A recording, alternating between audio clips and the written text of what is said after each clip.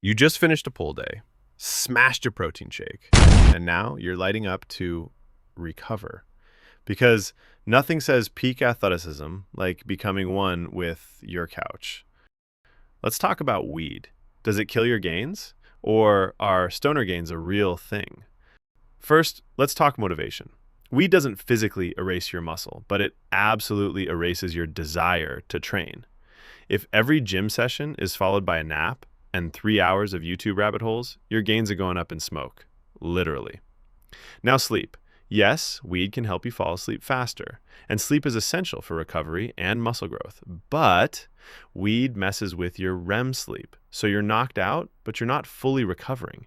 You wake up groggy, sore, and somehow still tired, like you got hit by a recovery truck, then backed over. Next, hormones. Chronic weed use can lower testosterone levels. Testosterone builds muscle, so yeah, lighting up every day probably isn't helping your T levels or your lifts. How about food?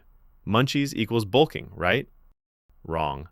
If you're bulking on hot Cheetos and Gushers, you're not eating big to get big.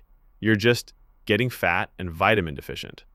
So, does weed kill your gains? Technically, no, but indirectly, absolutely.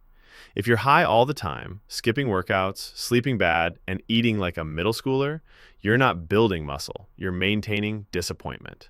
Work out high if you want, but don't ask why your bench hasn't gone up since 2021.